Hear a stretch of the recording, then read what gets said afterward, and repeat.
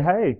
So I get asked this question a lot, and it is, what is the difference between a VPN and a proxy IP address? Hey, I'm Bjorn Olsen from YourOFEmpire.com, owner of your OnlyFans Empire, an OnlyFans management agency managing girls in the top 1% from all over the world, completely remotely. No office, hence the different hotel rooms and all my different videos. Check us out at YourOFEmpire.com or at YourOFEmpire on all major social media platforms. But for now, let's get back to the video.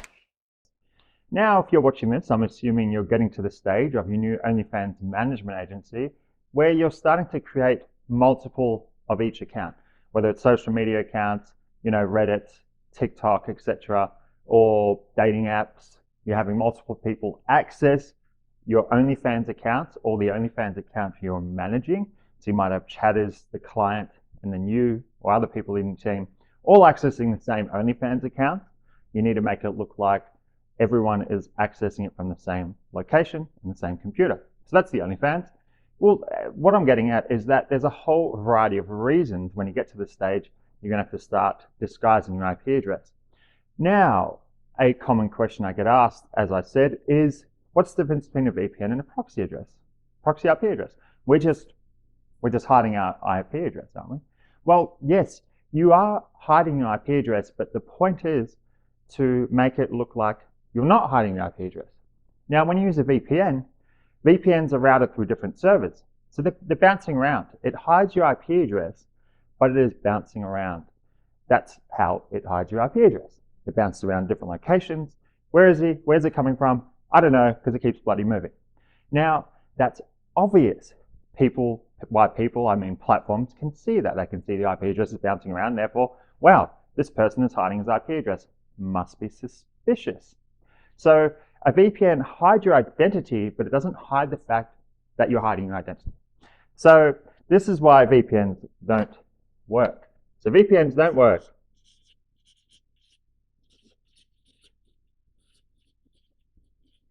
Well, they don't work for this purpose because they're routed. This text is routed through diff servers, which means it bounces around. And yes, it hides your IP address, hides IP, but it doesn't hide the fact that you're hiding IP. I confused myself there. Hides IP, but does not hide the fact that you're hiding the IP. So this is why VPNs don't work. Now, because VPNs don't work, this is why we must use proxy IPs. What's the difference between a proxy IP and a VPN? Depending on what proxy IP address you use, they stay still. So different types of IP addresses that I'm aware of anyway. There's data center. So these are proxy IP addresses that are specific to like different servers. I could be talking out of my ass here, something like this. There's designated servers that generate a bunch of IP addresses. So if you have a data center proxy, there's a good chance that it could look like it's coming from the same place as another IP address generated from that data center server. Something like that. Don't hold me to that. Point is, don't use that one. Then the ones that we should use are static, residential. Static, meaning stay still. Residential, meaning house. So you want to use an IP address that looks like it's coming from a house that's standing still. So this is the one you're looking for. Now, another type are mobile. So it'll be like mobile 4G, 5G, etc. These also work too, because these proxy IP addresses look like they're coming from a mobile phone. So they'll move around, but it looks like they're coming from the same device. It doesn't look like someone's carrying the whole PC around with them around the street. It looks like someone's accessing the platform using a mobile phone, which, sounds realistic, sounds real. But the reason I don't use these personally is they're super expensive. A lot of the ones I've come across, they use by data. Whereas like static residential on most of the websites, or the website I go on anyway, you just pay like X amount each month to keep that proxy. Because remember, you need to keep renting that proxy for as long as the platform account is active, for as long as the account which you're using it for is active. So static is just like, in my experience anyway, it's just like a fixed price each month, whereas mobile is like per data, like you're paying per gig used. So they're quite expensive. So that's types. Now, more often than not, you're going to need an anti-detect web browser in conjunction with the proxy IP address. Sorry. So what happens is the anti-detect web browser creates, well, you have the ability to create a whole lot of different web browsing profiles that look like they're coming from different devices, different fingerprints, etc.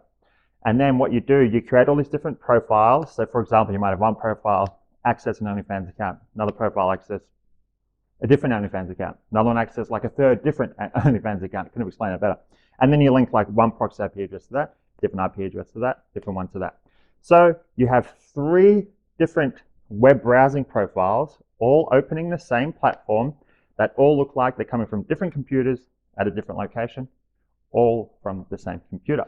Now, with anti-detect web browsers, also you have the ability to create different logins for team members. So when you hire like chatters, for example, you can give them their own login, say which browsing profiles they get to access. So this VA, this chatter, can only access this browsing profile with this OnlyFans account on it. You know what I mean? Not that I can hear you, but I hope you know what I mean. So proxy IPs used in conjunction with anti-detect web browser. E.g., the one I like to use is Incogniton. So it's like incognito, Incogniton. There's a few others. There's Dolphin Anti, Multi-Login, Go Login. Oh, there'll be some other ones, but the one I use is Incogniton. I don't know. The others are probably just as good. Well, except for Go Login, I had a lot of troubles with that. That was shit. But Incogniton, I don't know, if it ain't broke, don't fix it, right? So you've got to use an anti-detect web browser in conjunction with the proxy IPs. If you want, I'll make a whole nother video how to set up an anti-detect web browsing account, how to set up like different profiles, link different proxies. If that helps, let me know in the comments. I'll make a whole nother video about that. But this one is pretty much just to drill it in to the newbies out there, drill it into the people that aren't sure. VPNs do not work. VPNs do not work. I could have probably just made a video saying that, but anyway, there was a bug fly now. Yeah, so anyway, just before I wrap this up, I'll just go over the few things that it could be used for.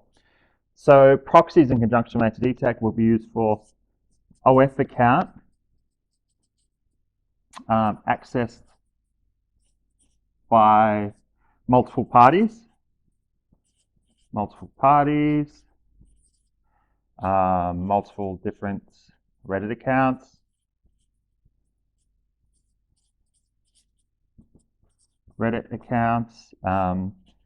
dating apps. Proxy IPs aren't essential for creating multiple like Instagram or Twitter accounts.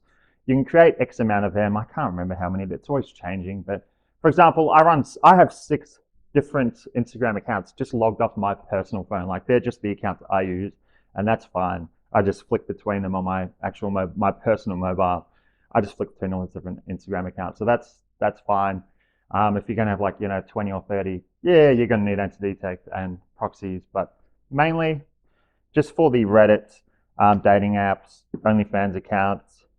They're the main ones. So I hope this helped. So if you liked the video and it helped you at all, smash the like button, smash the subscribe button, and I'll see you on another video.